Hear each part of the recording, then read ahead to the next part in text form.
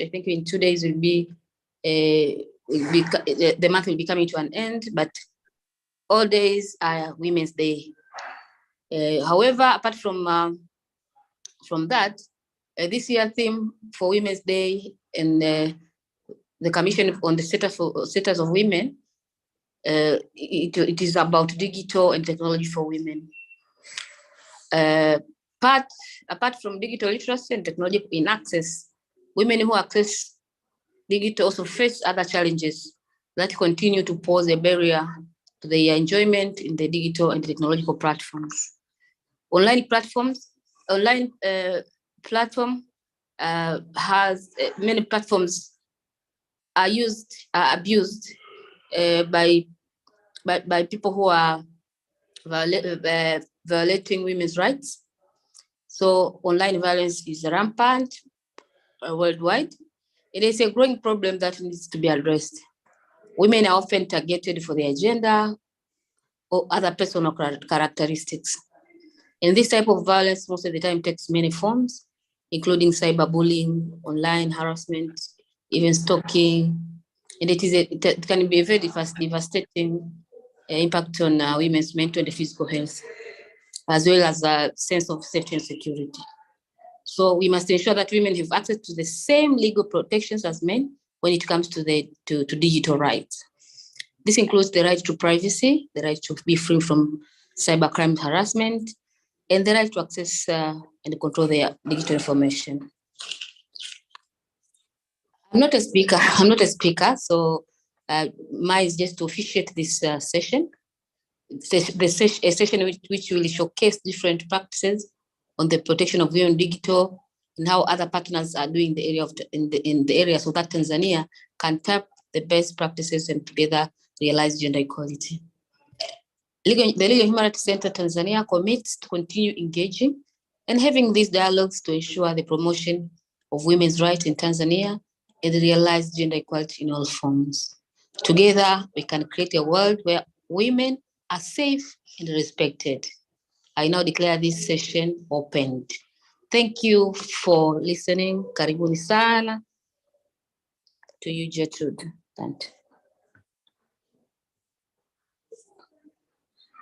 Thank you, Dr. Anna Henga, for officially opening this webinar. And as you know, this webinar is only for 2 hours, so we'll be really very strict with timing. You can, if you have any comments or questions, you can use our chat box to comment, and then you will all see those, and any other thing that you want, you can write there. And so I'll go on introducing our panelists. First, this session is being interpreted. As you know, it's an English session, and most of our communities use the Swahili language. So for all those who have joined and they would want to listen it in Swahili, please, you will see a notification on the screen that will give you an option to choose an interpretation. We have 4 panelists, and our first panelist is Georgina de la Fuente, who is from Mexico, and she's a governance specialist, and she'll be sharing with us about online harassment, especially for women politicians, because she works mostly on women politics and leadership. And then we have Maimuna Haidara, who is a deputy mayor of Paris on this to the fight against discrimination. We'll also be sharing, she's also a lawyer actually. She'll be sharing with us about online violence for women and girls in France and the legal frameworks and how actually Tanzania can tap on the best practice to actually ensure that gender equality is realized in Tanzania. Our third panelist is Amna Duran, who is the director of program for Khyber Pakhtunkhwa in Pakistan, Pakhtunkhwa Commission on the Status of Women in Pakistan. She will also be sharing with us issues on violence in Pakistan and how they have been able to assist women to handle this issue, and also the legal frameworks in Pakistan. And also our fourth panelist is from Tanzania. She's the coordinator for the Coalition of Women Human Rights Defenders, which is a coalition that protects the rights of women human rights defenders here in Tanzania, who are also one of the most vulnerable groups online. She'll be sharing with us the experiences because they're also documenting different online violence and abuse that women face in Tanzania.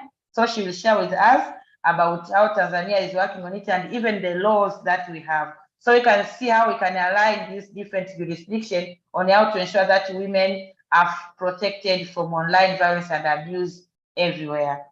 So welcome all to this webinar. And as I said, we have interpretation from Mr. Faraja Lugome. Please, you'll see a notification and please click on it, and then you'll listen to this session in the Swahili language. And also, for the sake of time, I would like to invite Georgina, who will be our first panelist. She will be presenting about online violence, especially for women politicians. She'll speak about what they have been doing and actually what we can do to ensure that women politicians are protected online. Georgina, welcome so much. Thank you. Thank you for inviting me. I'm honored to be here with you today. It's 7:14 a.m. in Mexico, so it's morning for me, and good afternoon to you all over there. I have a brief presentation that I'm going to share with you. So if you can just let me know if you see it. Yes, Georgina, we can see it. Awesome, great. Okay. So as we heard on the introduction to this event, digital tools had already become fundamental elements for interacting with our communities. But in terms of politics in itself and women in politics, they have already become fundamental elements for political communication since the first decade of this century. But certainly the COVID-19 pandemic and the measures of isolation adopted in most countries deepened virtual interactions and accelerated the migration of different activities over to the internet. So in this sense, millions of people adopted new socialization and communication practices online, and political campaigns were certainly not the exception. So what I will share with you is, some insights on political campaigns during the pandemic. Then I will go briefly through online violence against women in politics and how what the different manifestations of it are.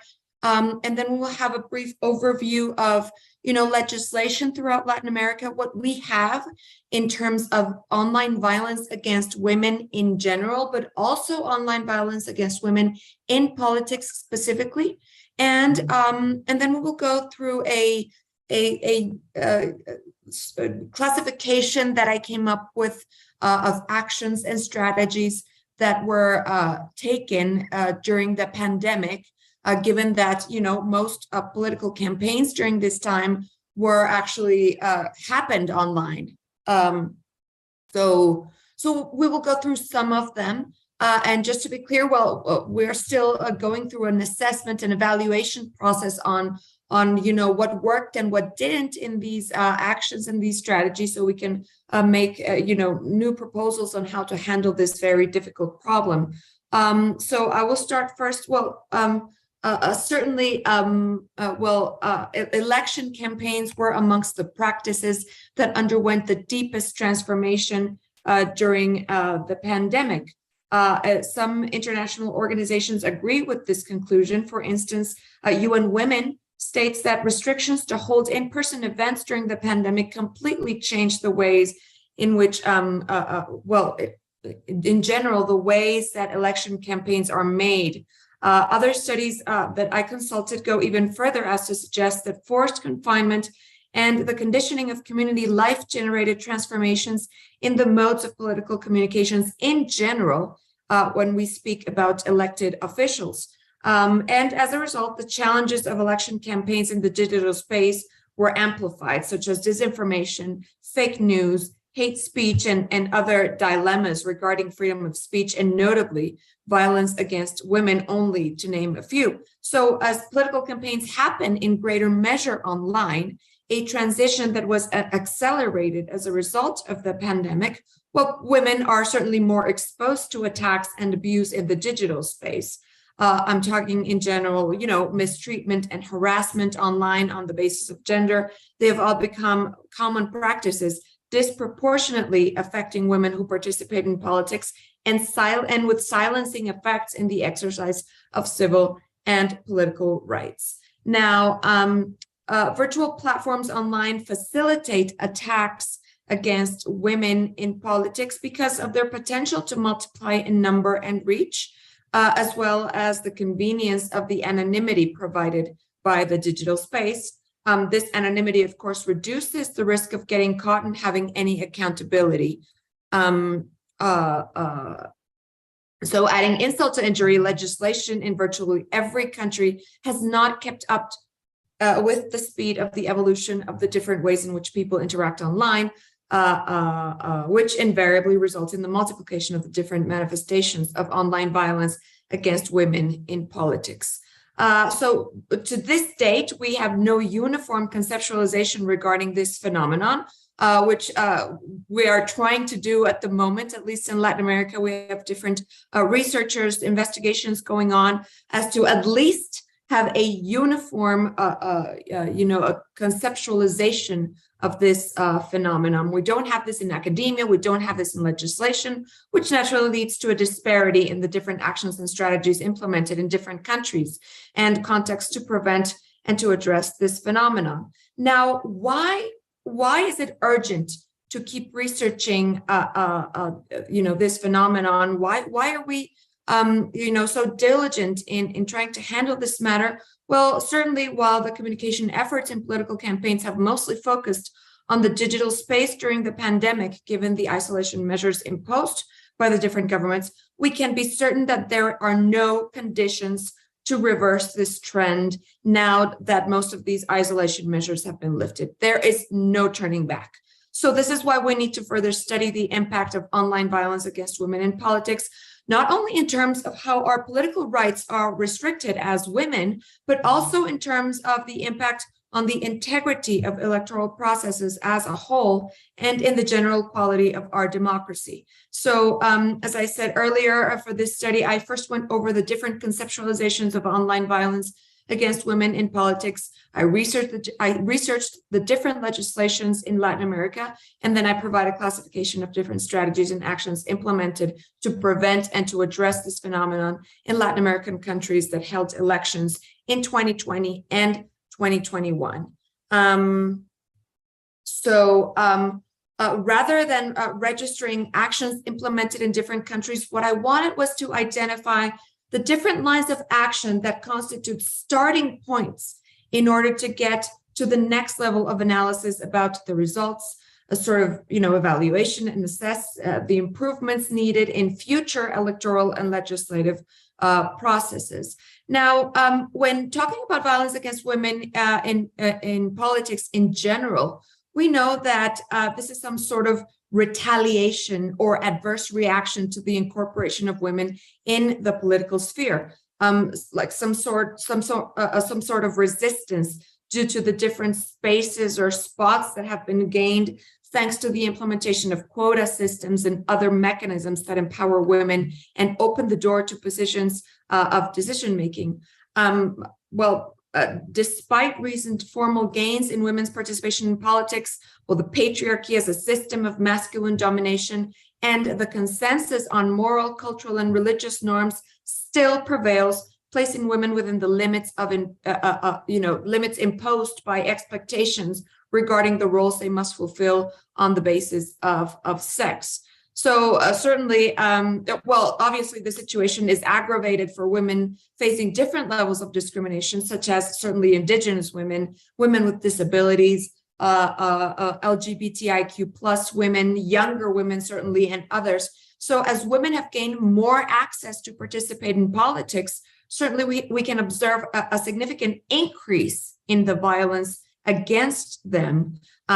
Expanded access to decision-making, these new spaces gained are perceived as spaces lost for men from which they must keep exerting domination. And you can also observe this direct relationship between the expansion of public debates online and the increase in online violence against women. You know, UN Women has recognized that violence against women facilitated by technology has increased significantly and has turned into a fundamental part of their experience in the public sphere. Other research published by the OAS, which is the Organization of American States, even suggests that nowadays social media, for instance, constitutes the main space where most manifestations of violence against women in politics take place, along with political parties. Well, you have victims can, there's a wide range of victims. We have human rights activists, we have journalists, we have women in politics,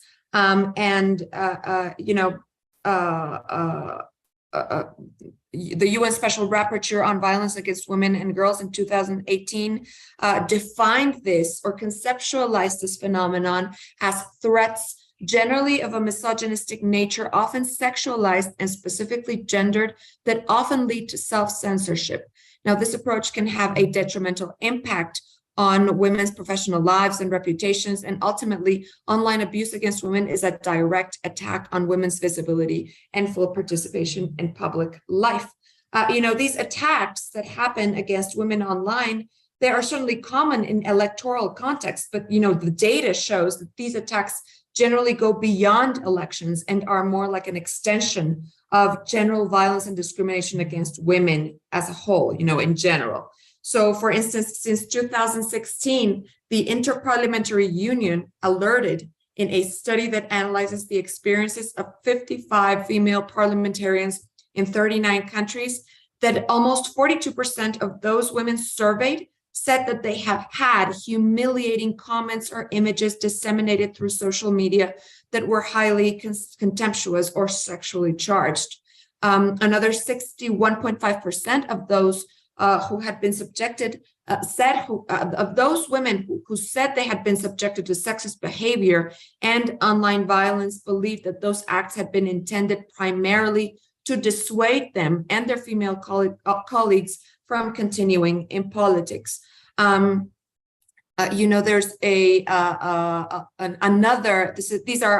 you can see the figures over here. They're studies by the IPU, the Interparliamentary Union.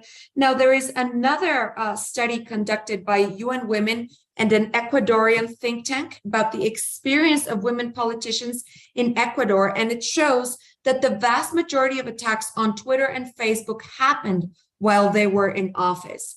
Now, while we know that there are variations in terms of the concept, there is a general agreement on the silencing effect of online violence against women in politics, and it has the capacity of inhibiting the exercise of women's rights of participating in public life. Now, it obviously has a strong power of dissuading women from seeking political careers, to displace them from politics, or simply from making them abstain from participating in public conversations that happen online. Now, while this is true for both men and women, men are also subjected to attacks online, we must, highlight that there is a differentiated impact for women. They are disproportionately affected in that these attacks are framed on elements of misogyny and sexism, highlighting traditional gender norms, their physical appearance, their relationships to other men, and even their sex lives. And, this ultimately affects how voters perceive them, which in turn affects their effectiveness as politicians. Furthermore, the lack of political will to stop or to do something to prevent online violence against women in politics, and in some cases, conducting these attacks by state actors conducting these attacks can be seen as symptoms of a wider phenomenon of erosion of democratic norms. So, in the more extreme cases of violence against women in politics, well, this ultimately threatens their safety, their emotional and psychological well-being. Now, I will go through the different legislations that I researched in Latin America. Some countries have passed reforms in their penal codes regarding the non-consensual distribution of sexual material and other violent conducts using digital tools. However, as is the case of academic production, and as I said earlier, there is no consensus in terms of, on the terms regarding violence against women in politics. There's no harmonization of concepts, and only a few countries have recognized it in the context of the exercise of political rights. We have laws covering online violence against women in general, not specifically talking in the political arena or the electoral, sphere. And, this is the case of Brazil, for instance. In 2018, Brazil passed legislation in this sense, establishing the responsibility of the federal police to investigate crimes related to the dissemination of misogynistic content online. And then this law also included the dissemination of images of rape, nudity, pornography, and sex without the victim's consent.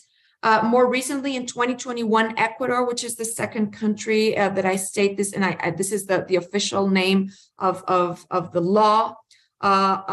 This is a law to prevent and address digital sexual violence, establishing punishments for harassment and sexual harassment online, the dissemination of digital sexual content against someone's will, the production of fake documents in order to deceive others, and other conducts. We have Venezuela, which is the third country here. They also have legislation banning hate posts on social media and other electronic media, including hate on the basis of gender. Now, the vast majority of provisions regarding online violence against women were identified in legislations on violence against women or on sexual abuse and harassment. So I first talked about online digital violence against women. And now most of the provisions regarding online violence against women in Latin America were in the laws of regarding violence against women. So this is the case of 10 Latin American countries where a clear conceptualization is provided. It is recognized as a manifestation of violence against women, or digital tools and platforms are recognized as a means of perpetrating violence against women. In Paraguay, this law was passed in 2016, for instance, recognizing telematic violence. That's the concept they use, telematic violence. We have Brazil, which is the second country over there. Their 2006 legislation was reformed in 2018. We have the Peruvian legislation. It also underwent reforms in 2018 to recognize sexual violence and abuse, sexual harassment, as well as other forms of harassment online, or using other IT or social media. We have Chile. Legislation in Chile establishes punishments for the filming or taking of photographs of another person's body and or the distribution of these materials. And last but not least, in this first tier of countries, we have El Salvador.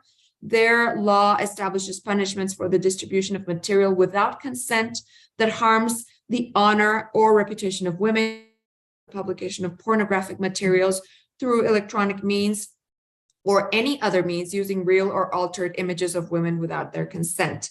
And then we have legislation in another 5 countries, which is the second tier I point out over there, that refers to media violence with some variations from one country to another. So this is another conceptualization, media violence in general. We have Venezuela, for instance, which refers to it as exposing women or girls in a discriminating or humiliating way or in any other way against their dignity through any means. Violence against women in politics was recognized in Uruguay, which is the second country in this second tier. They recognized it in 2018, and they have this media violence as a manifestation of it. We also have the case of Ecuador.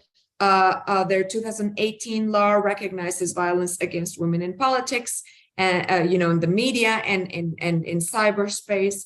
We have Mexico with media and digital violence in 2021. Legislation passed in 2021. And then last but not least, we have Argentina, where media violence was included in this general violence against women laws in 2019.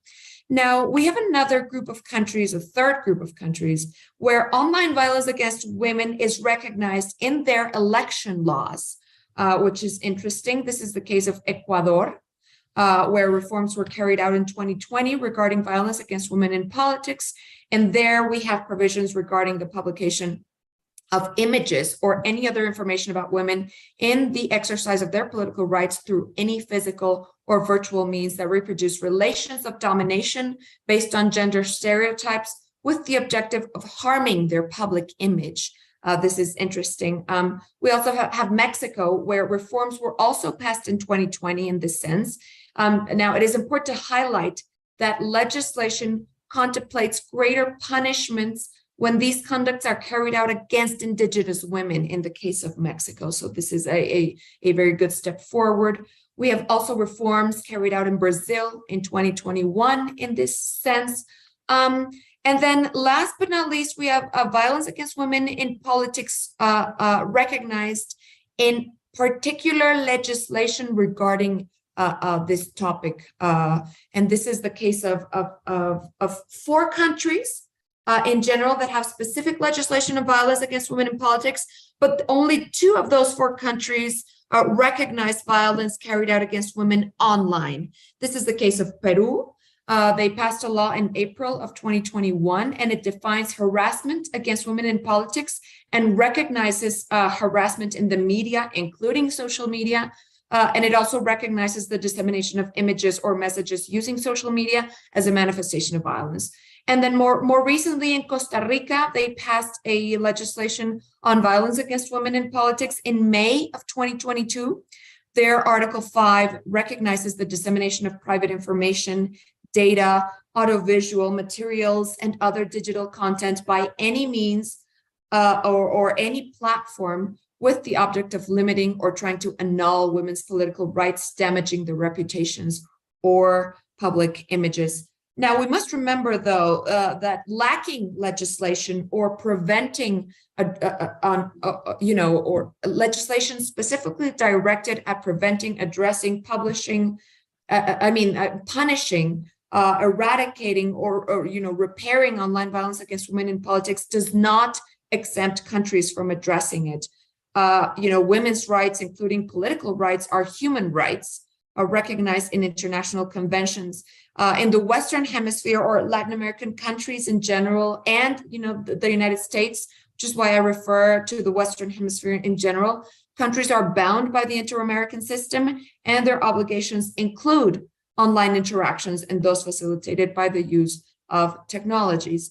And now I will briefly go over the different actions and strategies identified during the pandemic. In different countries, in any emergency like the COVID-19 pandemic, the adoption of exceptional rules to face the challenges presented by that situation is perfectly common.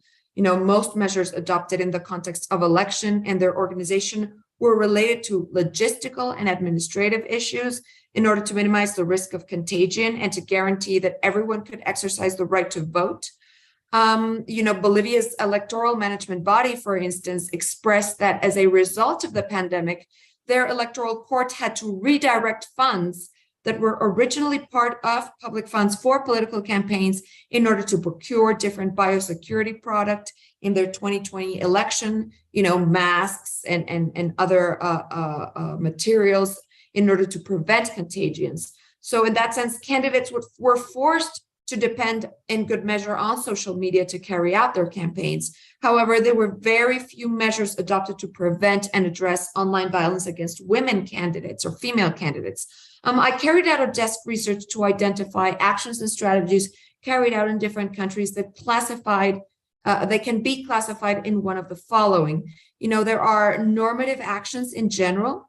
This classification is limited to those actions carried out during the 2020 and 2021 elections in Latin America, specifically directed at preventing and or addressing online violence against women in politics. And I also identified some other actions carried out in the general context of violence against women in politics that eventually resulted in better conditions for women in their online campaigns or interactions.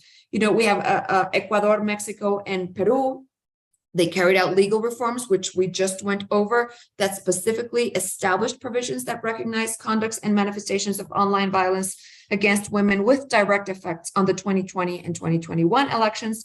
But then we also have some other administrative rules and protocols with the specific objective of directing and processing cases of violence against women. You know, Mexico's National Electoral Institute issued rules on complaints received by women candidates over cases of violence against women, including those cases happening online as a result of new mandates established in the 2020 legal reform that I just mentioned. You know, they regulate the mechanisms, deadlines, responsibilities, and general procedures to be followed by the administrative authority in handling these complaints. And they also include the conditions for the issuing of cautionary measures and other protection measures for victims. So, for instance, INE reports that during the National Electoral Institute in Mexico reports that during the 2021 campaigns, it received 57 complaints of cases of violence against women, out of which 45% were related to posts on social media and other material online. So they carried out a specific monitoring exercise. We also have the case of Bolivia, whose electoral management body also issued rules on, election violations, which determined that the dissemination of private or false information by any means, especially of women, with the objective of damaging their integrity and safety as a serious violation. And it also established a specific procedure for handling cases of harassment and political violence, including deadlines and conditions required to hand over these cases to the prosecutor's office and cases where measures of protection and reparation apply. And we can also highlight the case of Honduras and their protocol for cases of violence against women. Now, given that they don't have any legislation in the matter, the protocol established concepts, definitions, deadlines, situations regarding support for victims, public hearings, responsibilities, and other specifics that oriented how the electoral management body was going to handle these cases. Hey, now, Georgina, yes? Can you shorten it? We are running out of time. Yeah. Sure. I'll go over these really quickly. We have also the cases of observatories and monitoring exercises. These are different types of observatories functioning across Latin America, managed by NGOs, by government entities, and some sort of mixed management between both. We have the cases of Peru and Honduras again. Now, these observatories, they generate data and analysis in order to make cases of online violence against women in politics. And also they highlight the gaps in the conditions in which women participate in politics more visible. We also have these monitoring exercises, Argentina and in Ecuador. These were carried out by the Ombudsman Office in the city of Buenos Aires, and they monitor different social media platforms in order to identify specific cases of violence against women in politics happening in social media. In the case of Ecuador, these exercises were carried out by different NGOs. And then we have, the most, generally speaking, you might say that most of the actions identified between 2020 and 2021 fall under the category of capacity building, communication, and analysis.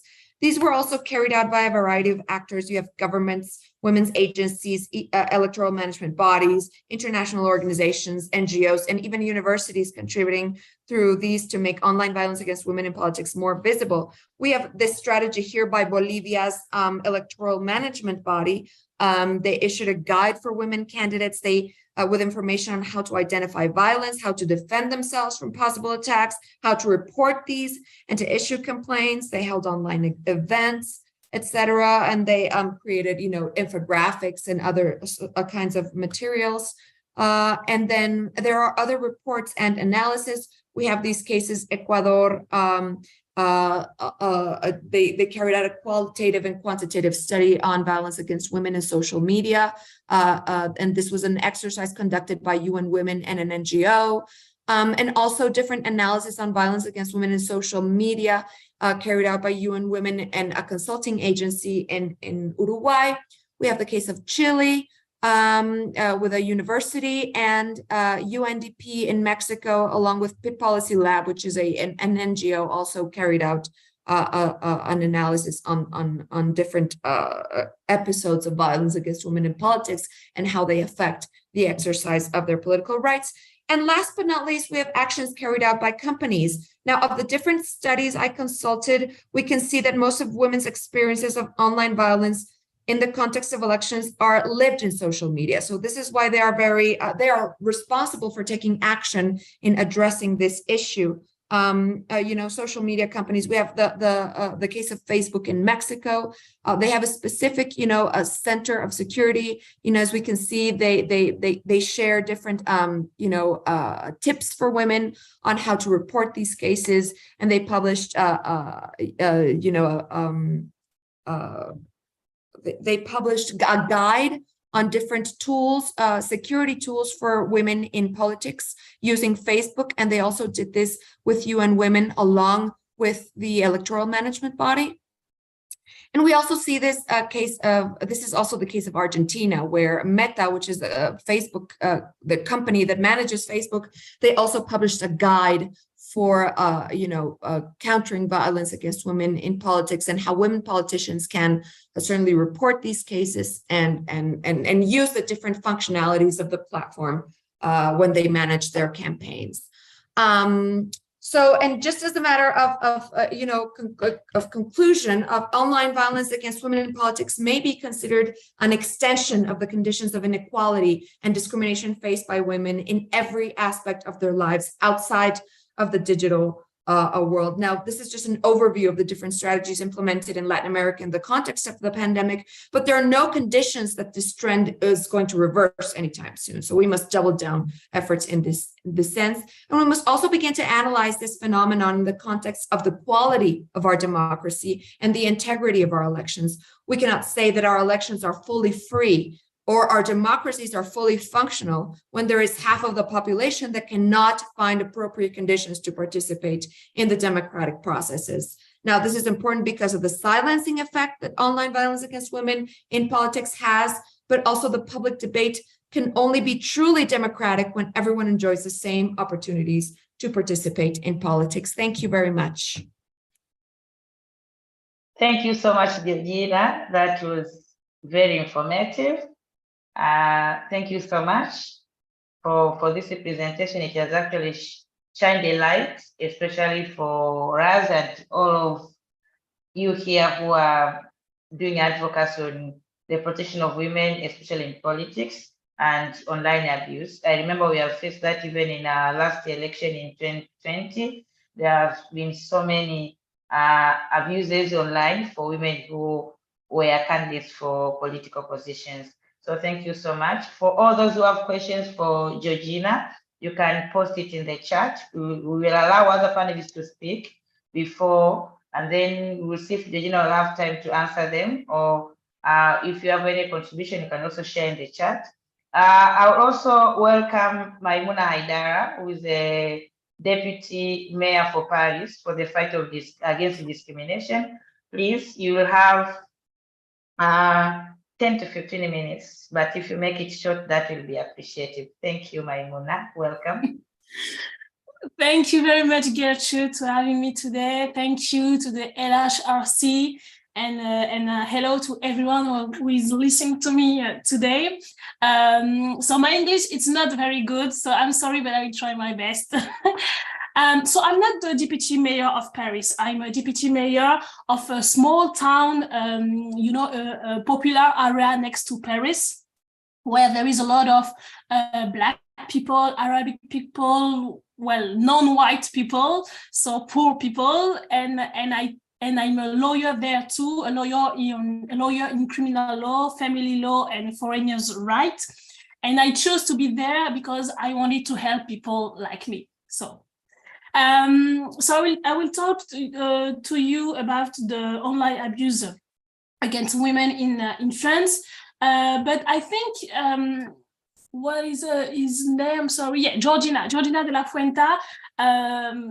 She gave a lot of definition which is we can apply in France, you know, about the abuse and the violence and the consequences about women. It's the same in all the world. I know in France, everybody has a smartphone, everybody has a computer, there is Wi-Fi everywhere. So with the rise of the social media, the social networks, you know, like people feel untouchable. They feel untouchable. They feel safe beyond their screen. And that's why there is a rise of that type of abuse.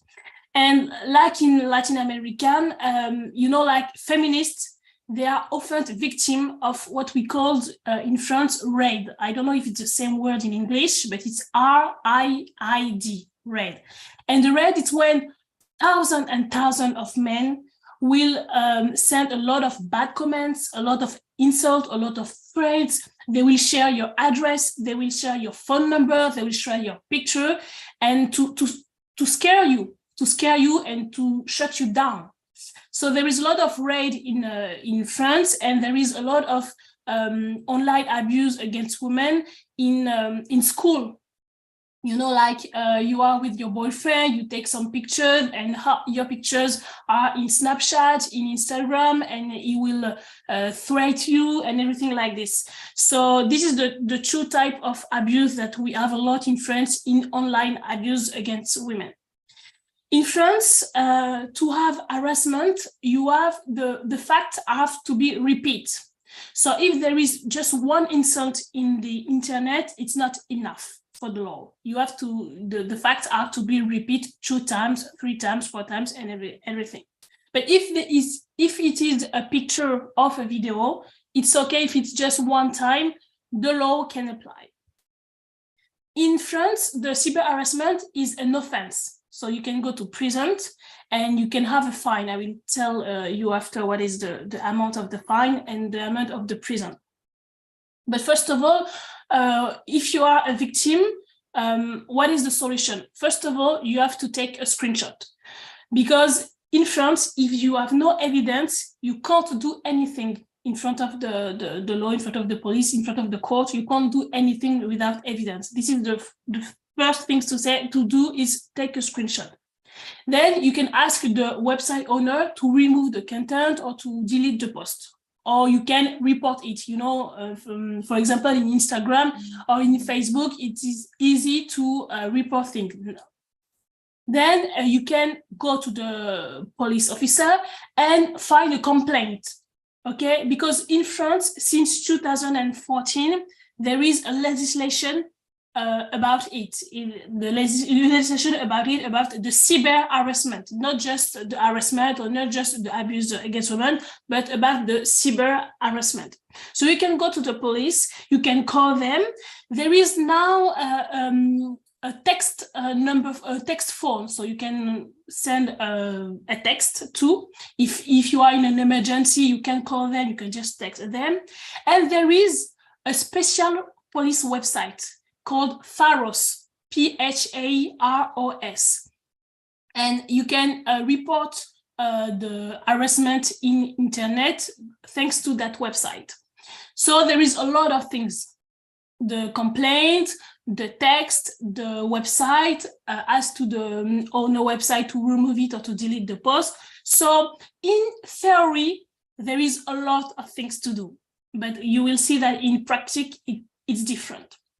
About the sanction, if the harassment is between 2 adults, the penalty incurred is 2 years of prison and a fine of 30,000 €.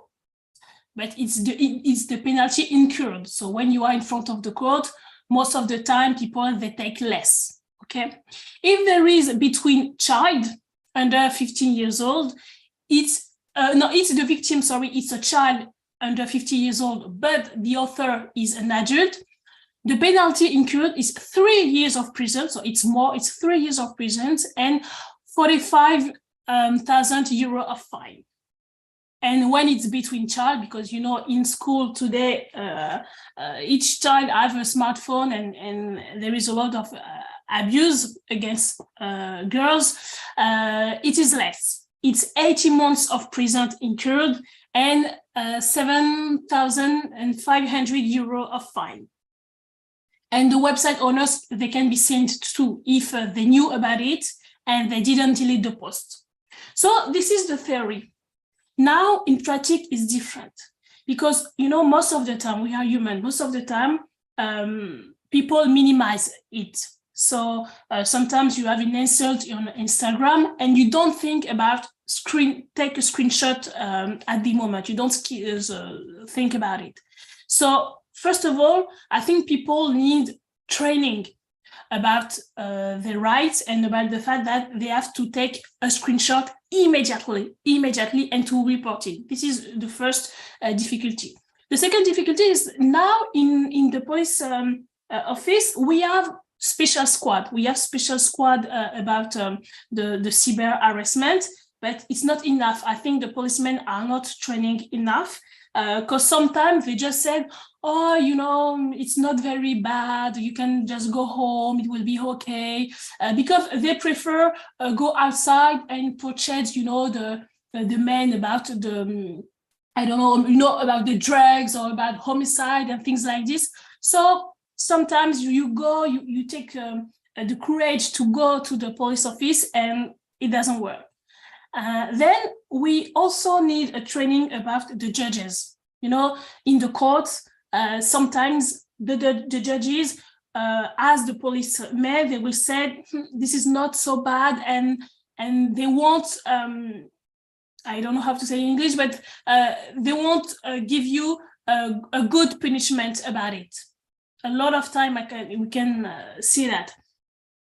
So if the Tanzania want to have the best solution about it, I think it's good to have, you know, that police website to report it immediately, to have the text number, the police number for the text, I don't know how to say it in English, but wait 1 second, sorry. Yes, the police website, I think it will be a good thing. But first of all, you have to inform and train the population. For me, it is really the first thing to say, train, inform the population about their rights and the police officer and the judges. I think it's the best thing to do about this difficulty. I think I said all I wanted to say. If you have any question or something like this, you can. But I think I said everything about France, how it goes in France. Thank you so much, Maimuna. Thank you. Yeah, you said much. You said what you actually needed to understand on the practice in France, actually, so that we can see how we can tap on the practice that you have. And I've seen the suggestions that you have put forward. I hope few of them might work and might be relevant to our Tanzanian context. So thank you so much. And for those who have questions for Maimuna, also you can post in the chat, although we'll also have time after all our panelists have spoken. We'll have time to hear also what you have to say. And so without wasting much time, I have to welcome Amna Duran, to also share with us about the experience in Pakistan and how they actually dealing with the issue of online violence and abuse for women and girls. You have roughly 10 minutes and maximum 15. Thank you. And welcome so much, Amna. Thank you so much. Hello, everyone. Good morning, good evening. This is Amna from Pakistan, and it's 7 p.m. here in Pakistan. And it's such an honor to be sharing and interacting with our friends from Tanzania and our speakers from other countries. So without further delay, I would quickly jump to my presentation. I've created a small presentation for this theme today. Can you all see the presentation here? Yes. Okay. All right. Again, so the fundamental question when we talk about the online abuse and the lack of women's inclusion in digital spaces is preceded by another question, which is why do we want to mainstream women's inclusion in digital spaces? Why at all talking about it? So there've been studies, and there's data and evidence now coming up, and our governments now paying comparatively more attention to what's going on. But one striking study that came forth by UN Women Gender Snapshot Report, it says that Pakistan has lost around about $1 trillion from GDP in the last decade from mere exclusion of women from digitization, by not giving them access to digital tools, by not giving them access to digital opportunities and resources. Well, that's huge. For those who may be following the news, you know how turbulent the economic situation of Pakistan is.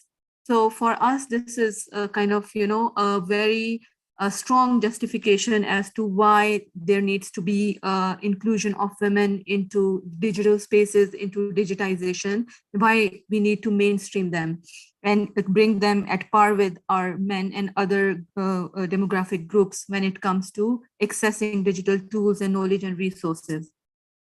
And same is the case with, I assume we can relate to the situation of Pakistan, thinking of other least developed countries and developed countries in the region, in the Arab region, in the African region, where we can, there are lessons for all of us to pay attention to, and to make sure that we do not we do not delay it any further and take drastic steps in terms of mainstreaming women's inclusion in digital spaces. But what are the challenges? That brings us to a couple of areas or factors that have been inhibiting women's inclusion.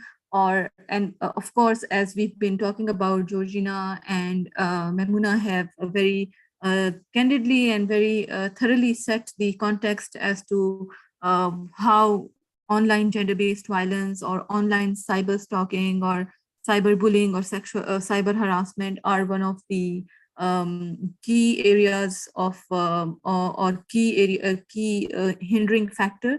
But at the same time, when we look at the scenario of gender equality, of women's empowerment in general around us, so you can see that gender equality, gender digital disparity, or gender digital divide, that is the divide between the men and women or other groups in terms of their access to digital tools and knowledge and opportunities is far wide, and it's one of the challenges. The literacy ratio is very low compared to men among women. The access and ownership and use of digital tools and devices is another factor. The digital technology and infrastructure is another factor. But let's suppose when we say that we have probably, if we assume that we have probably tackled the issues of gender inequality and have provided a level playing field and bridged the divide, gender digital divide, and have really worked on the literacy ratio, yet the online gender-based violence remains one challenge and is likely to remain a challenge for women, even as my friends said, that even women who are empowered in their lives as politicians, as women who are doing fairly good in media and other industries, and yet they are faced with gender-based violence. So this is one of the kind of key player in inhibiting women's access and affecting them psychologically and other really impacting them and inflicting harm on them in different ways. So gender equality, a little bit of snapshot for you all. Pakistan ranks 145th out of 146 countries on Global Gender Gap Index of World Economic Forum.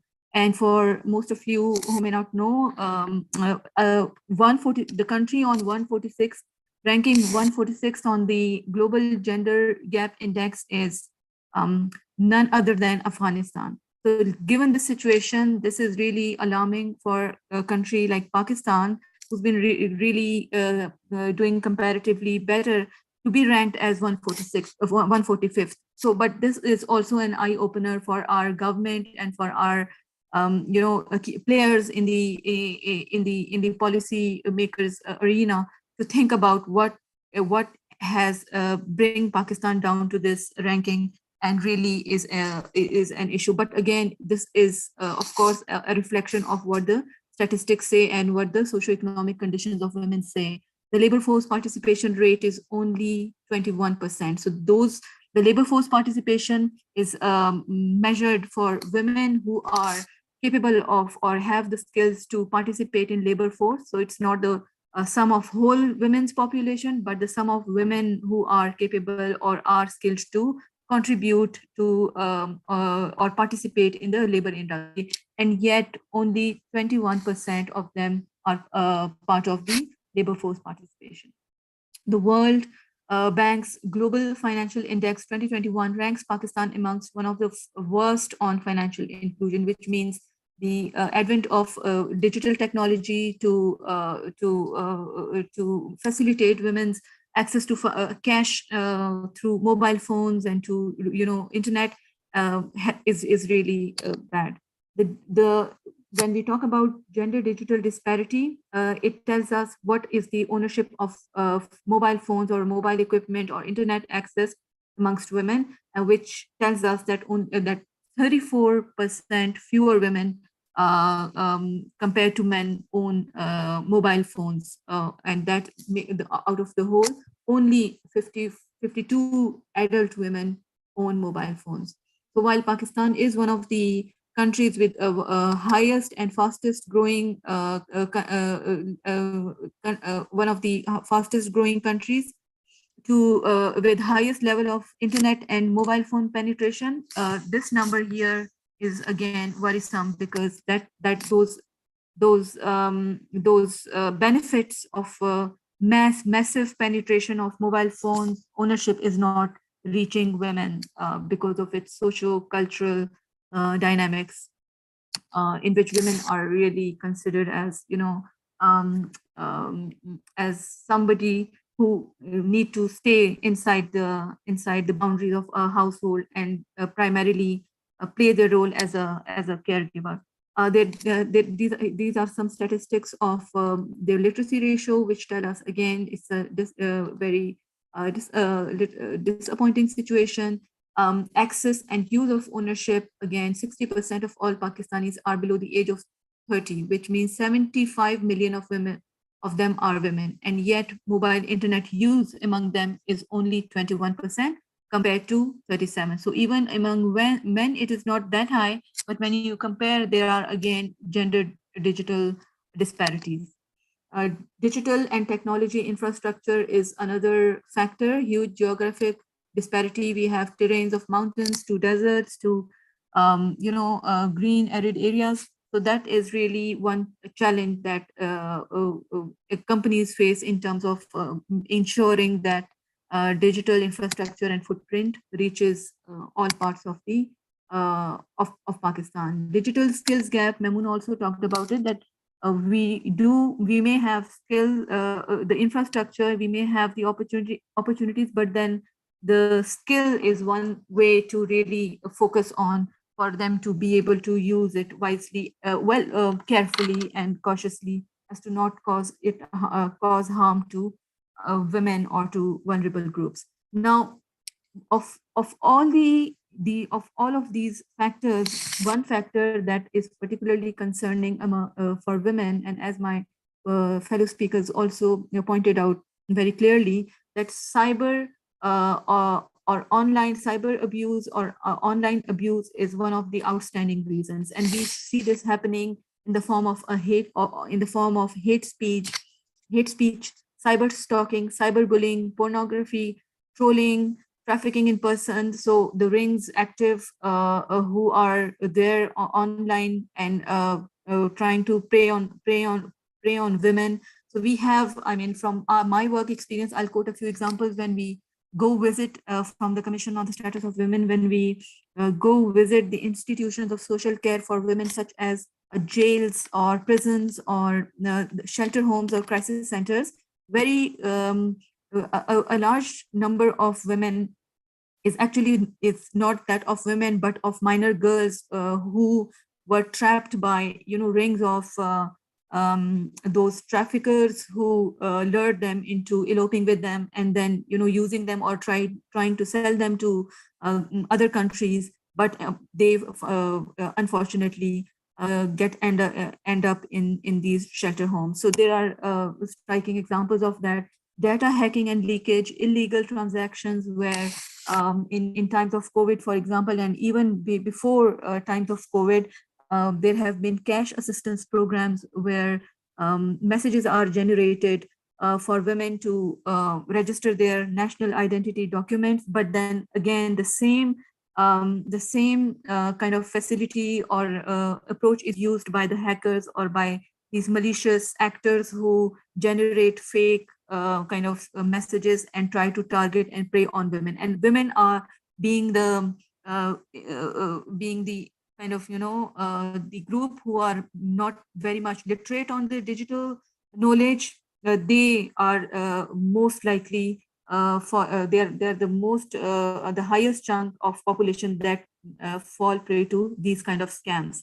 Fake licensing, where their email accounts and bank accounts are even prone to. So compared to my male colleagues, where we are trying to assess the extent of an issue where online transactions are being done, the stories that I have heard in my circle is that it's mostly women who have been falling prey to these online malicious transactions, where a link would be sent to their mobile SMS and they would be asked to. And since mobile phones and, well, the digital technology and mobile phone is a phenomenon of early 2000s, and although the penetration has been growing, has been immense and very fast, yet the orientation on the use of these technology, on the use of this, of these forums has not been very responsibly done, which has resulted into women being targeted due to, maybe their gender also, when we talk about issues where their economic losses are concerned, where they are targeted to or subjected to fraud, online fraud, and online hackings.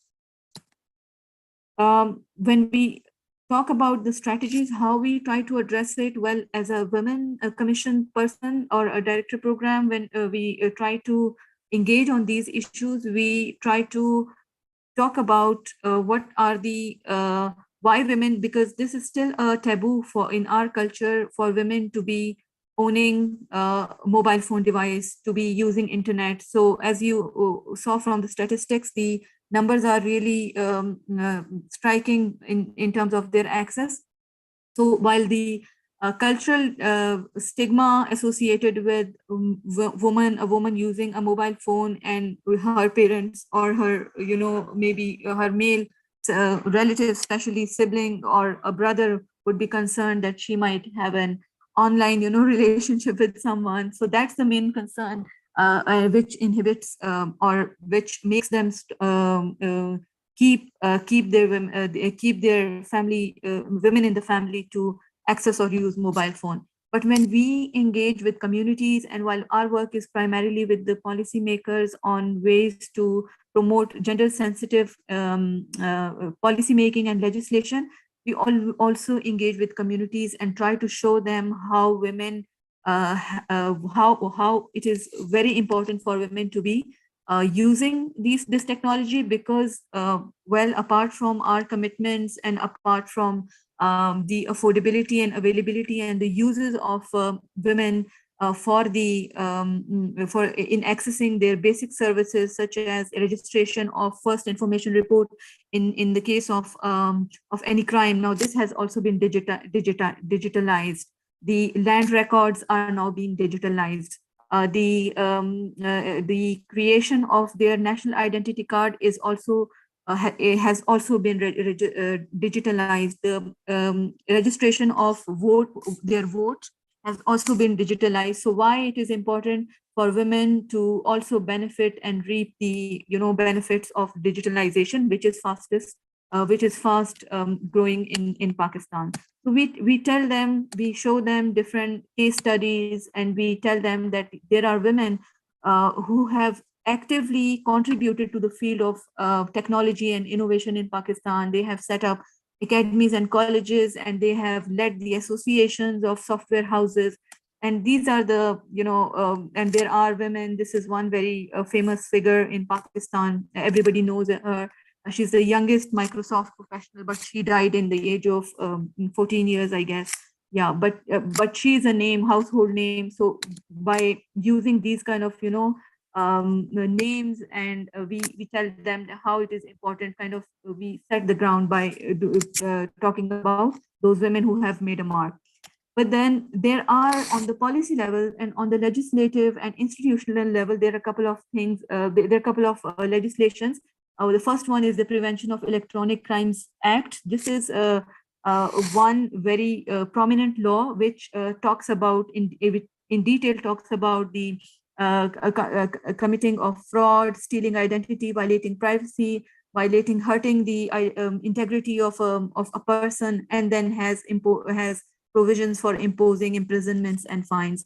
Then there is a National Response Center for Cybercrime. Now this one is a crucial entity for dealing with cyber harassment cases and complaints, and has a very active helpline which works around the clock, and they are pretty responsive. Well, as a Commission on the Status of Women, we demand that these centers need to expand their institutional outreach to the grassroots level, to the district levels, because now currently they are only on certain division levels and on the national level. But these online, because if I have something against me produced on internet, I can report this online. So this is one very effective organization to deal with issues of harassment, cyber harassment, and bullying. Then electronic transaction. Hey, Amna, can you please, you can just okay. summarize I'll just go briefly. through this final one, and then maybe just conclude it in 2 minutes. Yeah. Okay. So yeah, Ombudsperson Office. So one remarkable law is the Harassment of Women at Workplace Act, which recognizes the electronic proof. If you can produce, as Memuna was talking, that if you can produce a photograph or a text message which has been repeatedly used to harass you or to try to forge a friendship with you, so that could be produced and is considered as an evidence in the cases of sexual harassment. But this is limited to the sphere of workplace only, right? Then elections hotline cell is whenever elections happen, is established in the Commission, in our office, and we monitor it, the online activity targeting women, as well as the physical environment in which women candidates and administrators of election may be targeted. Here are a couple of punishments to prevent hate speech, unauthorized use of identity information, and offenses against dignity of a natural person. And some areas of focus for us when we engage on training with the colleges and universities for women, here are some areas of of how they can protect their online presence, of how they can exercise protection. So yeah, that's it, Gertrude. That's all. I just wanted to give a snapshot of where Pakistan stands, why it is important for us, and what we are doing, and in what forms women experience it here. I hope that was useful. Thank you. Thank you so much, Emma. That was a well-detailed presentation, and actually it has different solutions and strategies that I think most of us can tap it. And on the legal system and institutional framework, it has also different ideas that I believe Tanzania don't have, and you can see how relevant that can work for us. And I hope we might have a lot of questions. So I'll welcome Hilda Stewart, who's the coordinator for the Coalition for Women Human Rights Defenders, one of the group that is actually most vulnerable online everywhere. There was a meeting that I was doing like 2 weeks ago, and to understand how women human rights defenders are vulnerable, like globally, that is a new issue that we should also look at. So Hilda Stewart, please, to your floor, please, if you can make it short, like 10 minutes, so that we can have much time for questions from the audience, that will actually be appreciated. Please. Thanks very much, Gertrude, for this discussion. And as you've said, that as a leader of women's human rights defenders in Tanzania, we have been experiencing so many forms of online violence and abuses. And I will not talk so much on what the previous speakers have already talked on the forms of online abuse or violence. I know now everybody has understand what, when we talk about the online and online violence and abuse, we have understand from the previous speakers. My talking point will most touch on the most groups affected with the online, the laws protecting online and the abuses in Tanzania, and we'll talk about the gaps in dealing with online and GBV, online GBV and abuses in Tanzania. Yeah.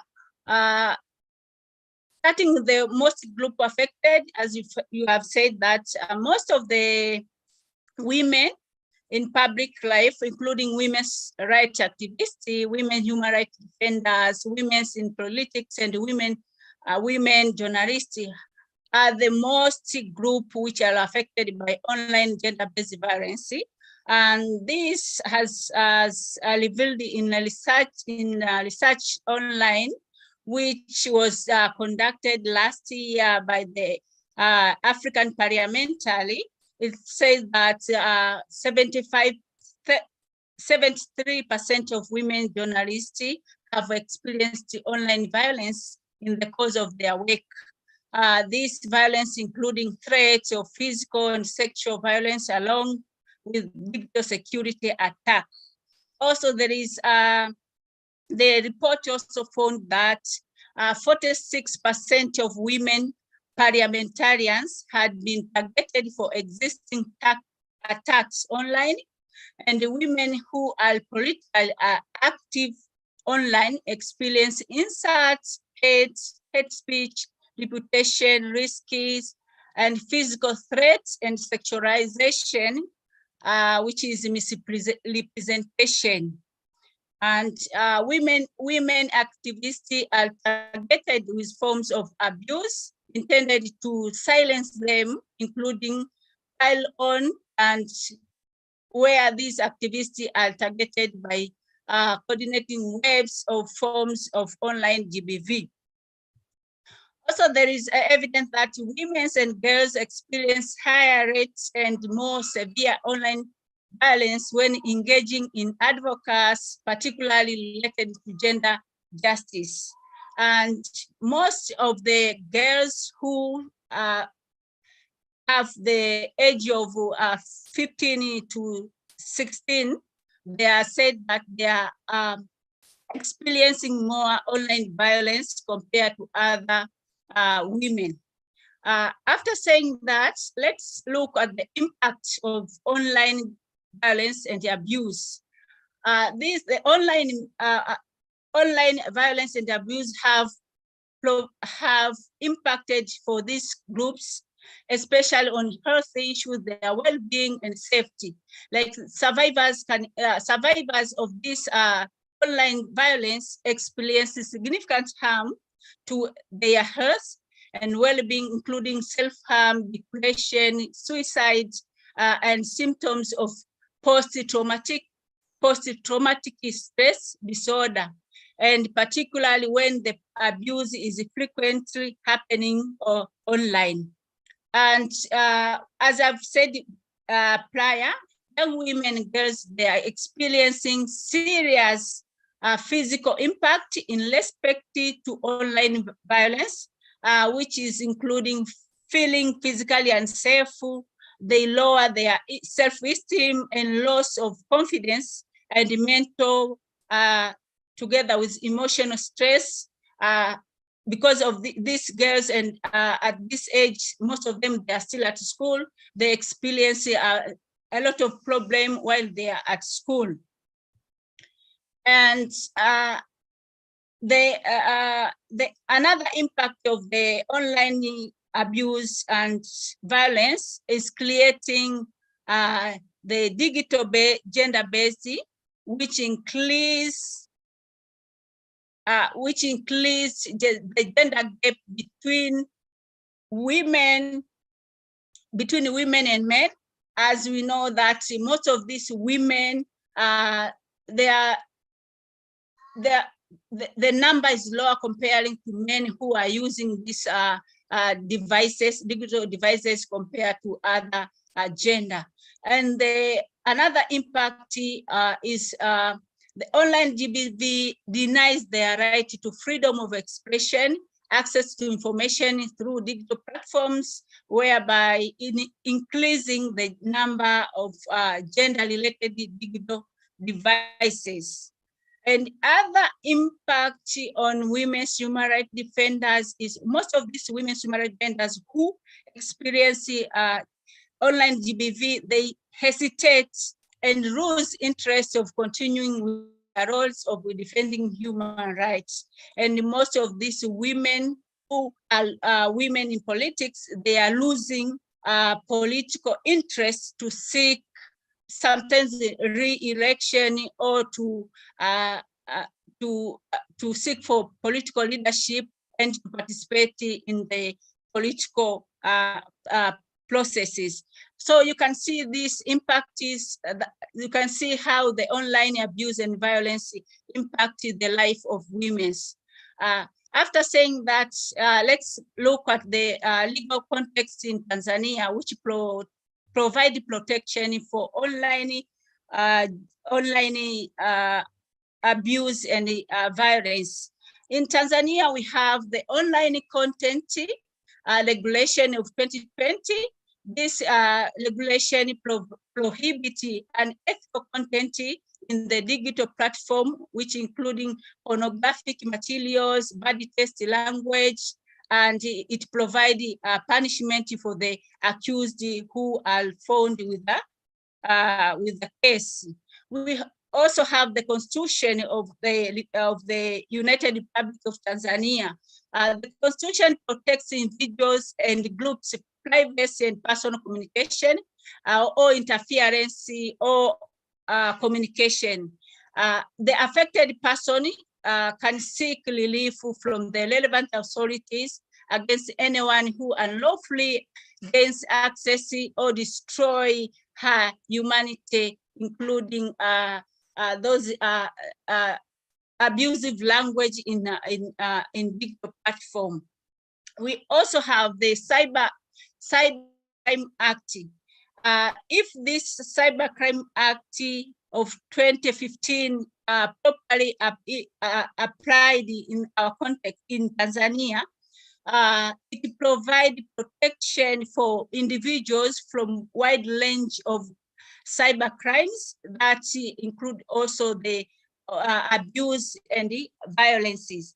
And these cyber crimes, which may affect their life, the person can go to court and sue a person, accused person, and the court can cite the Cybercrime Act so that this person who's abused online can get remedies. And the Cybercrimes Act, it prohibits harassment in the digital platform, and it provides punishment for the accused. Another legal framework we have is Electronic and Postal Communication Act, which we all know it as EPOCA, and TCRA regulation. And apart from the EPOCA, TCRA laws address important issues such as cybercrime and interception encryption, including online violences. But unfortunately, in this EPOCA, there is it has no specific, does not have specific sections which say that this is a violence, but the content, through the content, through the hate speech and unauthorized access of the use of information of a person, especially women and other groups who are vulnerable, a person can use it of EPOCA to file a case against the accused person. Another legal framework which we have is Electronic Transaction Act and Law of the Contract in Tanzania. And we have also the Evidence Act. The Evidence Act also allows parties before the court to submit electronic evidence to provide their cases. And individuals who working remotely may exploit this law to support their claims for working hours, overtime payment, and whatever, including sexual abusing, which is provided also under, is prohibited also under the Labor and Working Relations Act.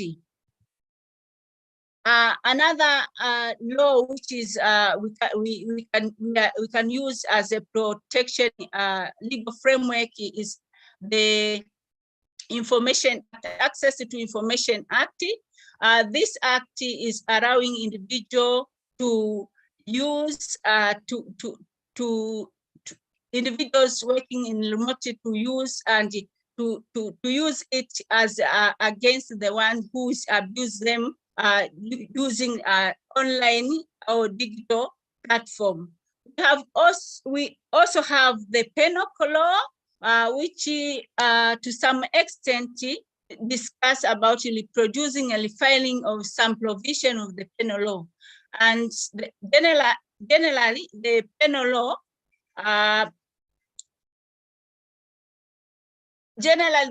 law provides some violence which happening offline, but using the penal law as this violence happening in offline, there are also violence which are happening online. There, as you remember, the previous speakers say that the most of this online GBV, they are the continuity of the offline violence. So the Penal Code of Tanzania provides this avenue for a person who feels that she has violated digitally. She can use also the penal law to institute a case before the court of laws. After looking of this legal framework, let's see what are the gaps this online abuse and online violence are creating within the context of gender equality.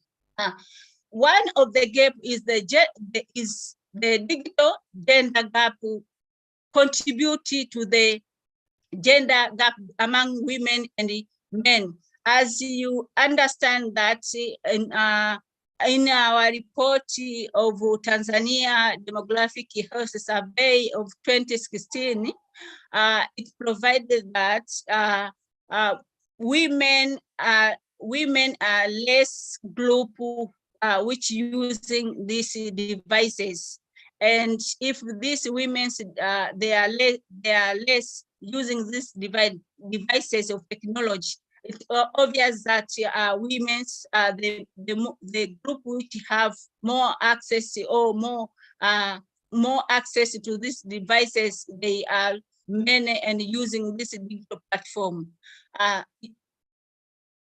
They use this digital platform, and the new technology, we have seen that it has contributing to the bridging urban rural digital divided by promoting information which are only accessed in urban compared to the information which are accessed in rural areas. And also this is a gap of knowledge use of this, the knowledge gap of the use of women and the wicked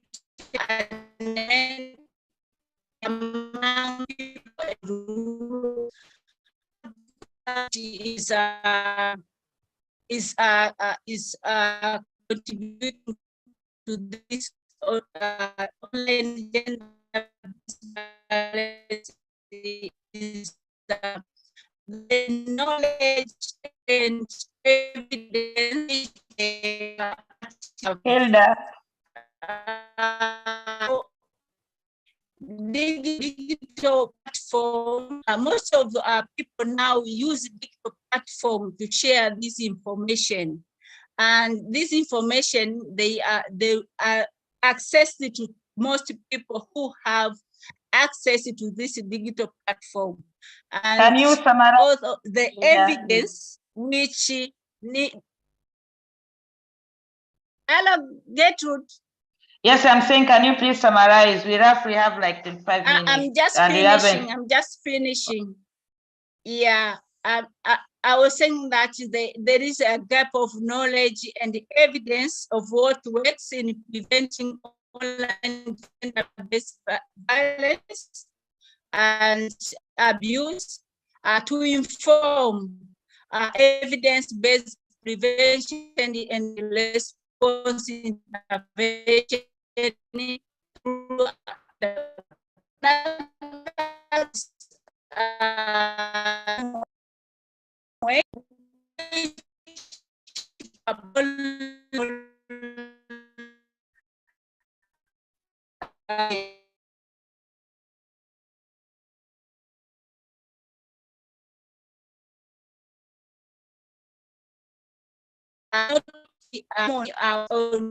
only this situation in Tanzania, this situation of lacking a common word to use in our legal framework is also an issue of global. So it is also hard for the people who works on preventing online abuse and violence to ascertain that this what kind of violence we need to prevent while happening in online. And last but is the lower understanding of this existing laws which we have in the country. As we understand our context in Tanzania, most of these laws, they only known to those who are practicing legal. But for those who are non-legal people, doesn't understand these laws, which could probably for them be a protective measure when they encounter online abuse and violence. Thank you very much, Gertrude. I think I've covered some of the need that you wanted me to share with this discussion. Thanks so much. Over to you. Thank you. Gertrude. Okay, thank you so much, Hilda. I hope people have heard you. There's some time because of network issue, we couldn't hear you clearly, but I think we have grasped something. So we have roughly like 20 minutes, I can say. For anyone who has a question or a contribution, I will give you a minute. Make it as short as possible so that you can hear your voice. Please raise your hand. You can see on the screen there is an icon, a sign of a hand. So please click that and we will see you. And if you have any thing, you can also post in the chat. You can see the chat box there. You can click it and post your chat and send, and then we'll see it, if it's a question or it's a contribution.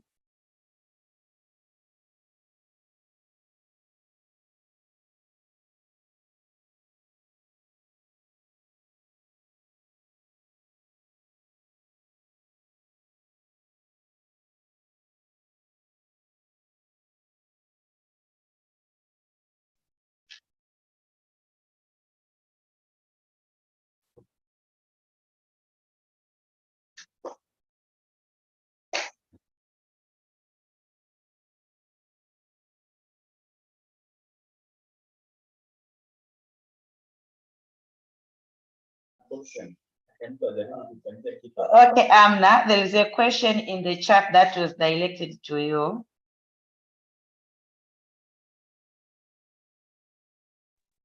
For Yeah. some reason, I'm not Yes. able to view the chat. Can you read it out to me? Yes, okay.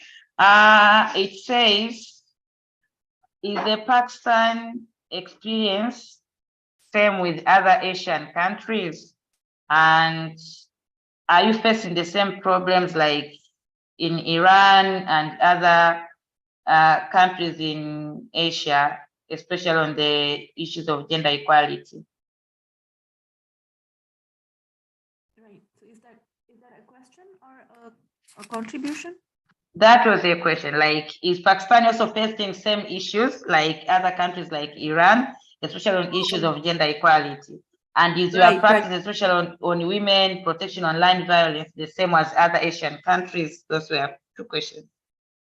Okay, thank you very much for the question. Well, Pakistan is mostly taken as a homogeneous, as one kind of, population group, one kind of geographical features, a country of one kind of geographical features or other socioeconomic conditions, but that is not the case. So while we have pockets that are very conventional and very socioeconomically have very low on socioeconomic indicators, predominantly the country is going towards progression. And because you specifically mentioned Iran, so thank God we do not have those kinds of restrictions where women are subjected to certain strict dress code by the state. So while that might be a case varying from community to community and from one geographic area to another,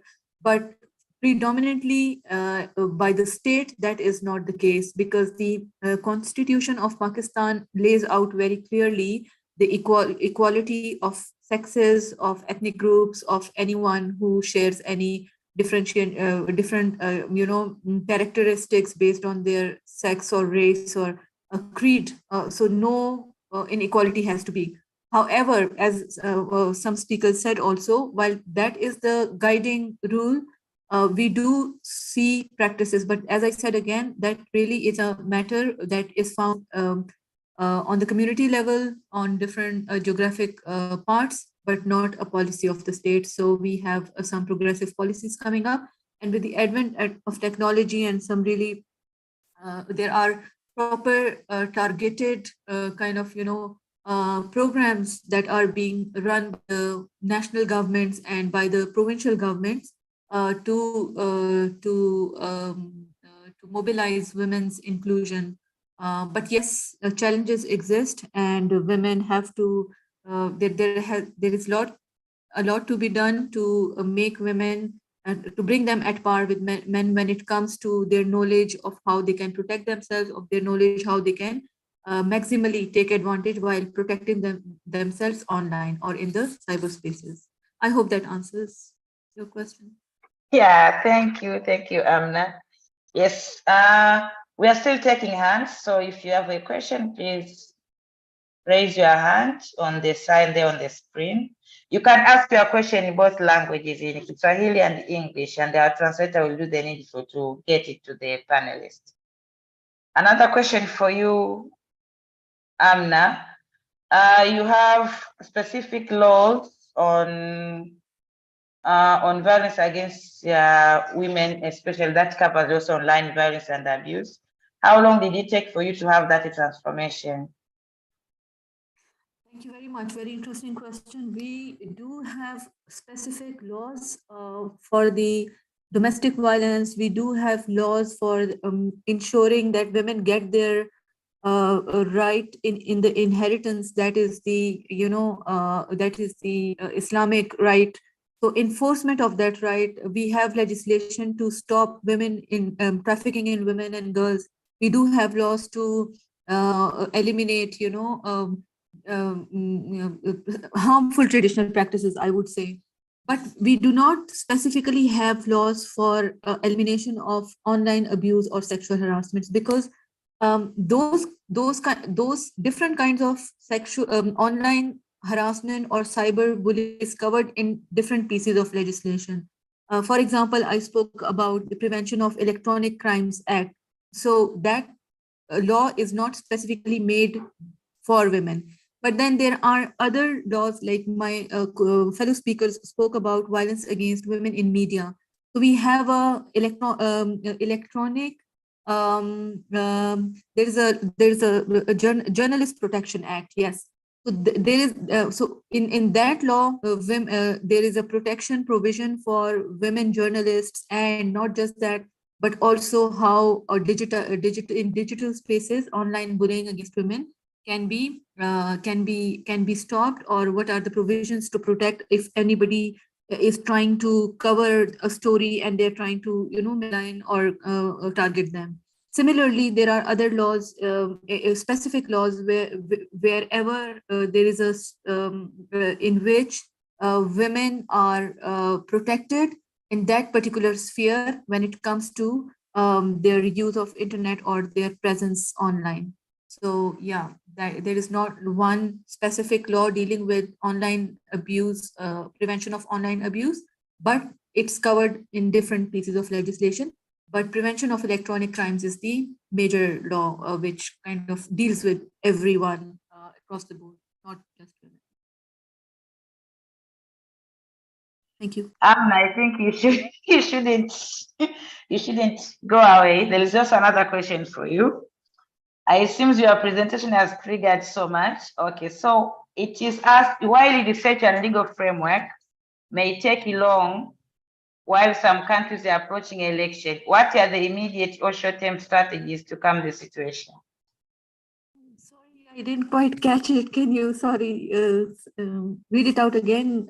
Yes, like you have shared your presentation is a lot of research that you have done, and the legal framework, which actually takes long in so many countries.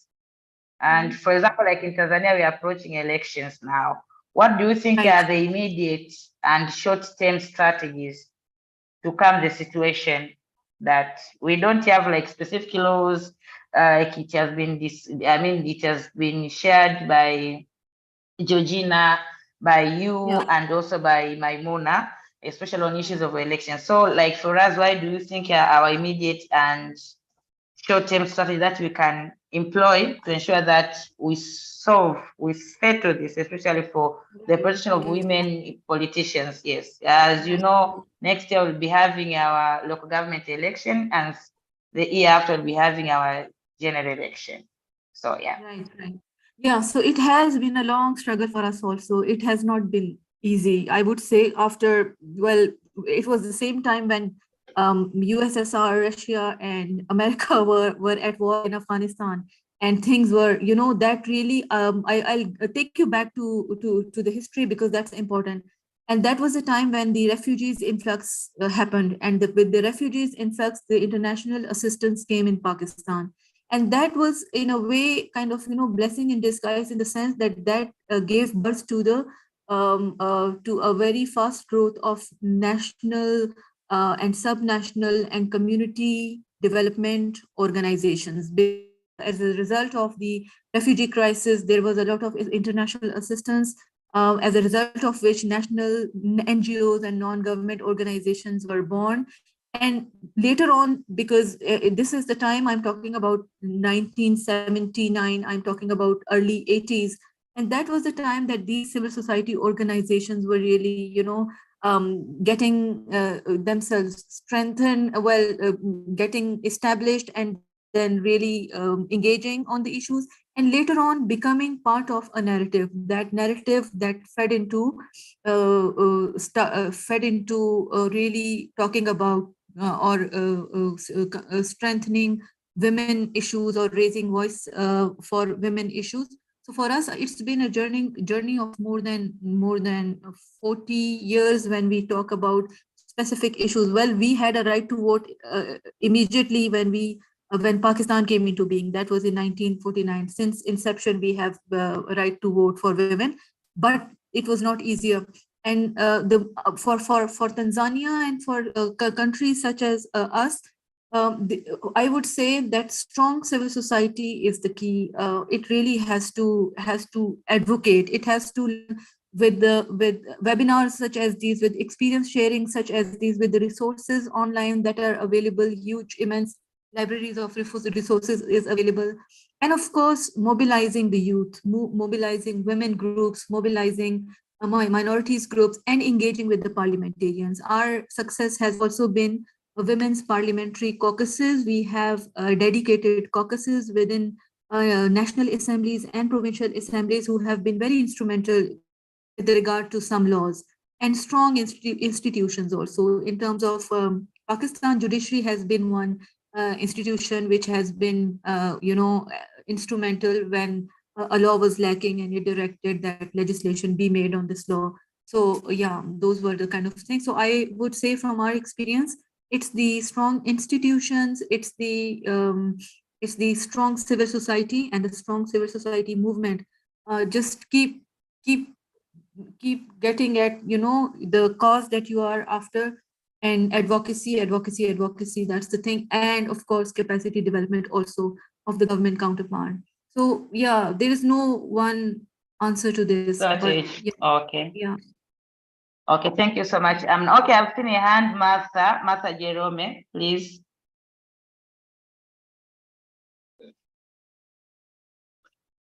Martha?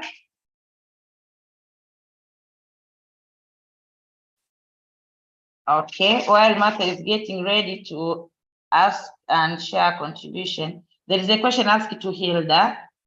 What do you think is the relevance of all the laws that you have mentioned in Tanzania? Do you think that these laws address the need?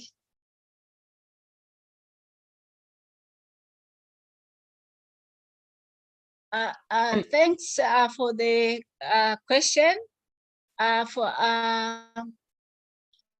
To my opinion, I can say according to the context we have and according to the situation we have right now, these laws, they are relevant to this context. But as the country, we need to have a specific law which prevents and protects the digital use of the people of Tanzania, especially women who are most affected to the this abuse which are happening in online, and because of this.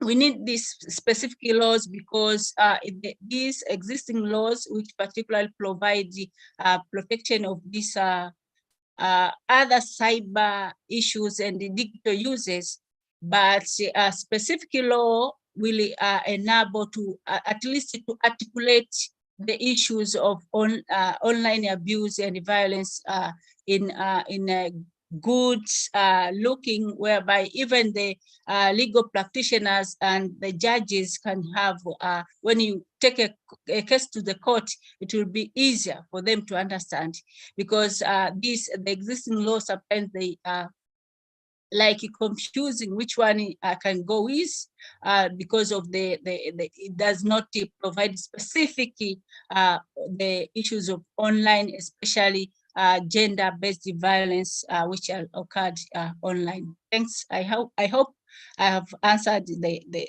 question. Yes, thank you. Thank you so much, Hilda. I can see no other questions on the chat box, and also there is nobody was put her hands up. So I think we can just close as we thought about time. And I would like to thank all the panelists for taking their very precious time to join us and to share their experiences that I'm sure they are going to accelerate the realization of gender equality and the protection of women online. As you know now, the world is like a village. Digital platform, technological access is very key for the emancipation of women and the promotion of the women's rights. They just finished the CSW, Commission on the Status of Women, which theme also was on digital and technology, came up with different strategies and commitments to ensure that women access technology and digital platforms. One of the issues that was a challenge to most countries was technological and digital illiteracy that actually affects most women, especially rural women globally. And the presentation of UN Women also highlighted most of the challenges also that shun women away from digital platform is online based violence, that most women are scared to access this platform because they are scared of being abused online. And most of the abuses and violence online for women always don't end up with justice, or because most legislation in most countries don't cover for these violence and abuses. And so women continue to be abused without any redress. And the presentation from Georgina that was highlighting challenges facing women in politics, as we are all going to ensure that women also, we have as many women in different leadership positions, there is a need to ensure that women are safe to conduct and practice their leadership freely without being abused and violated, whether online or physically, because that will also influence other women who have dreams of becoming leaders to be scared to continue this, to go on that path because other women are being abused or violated online.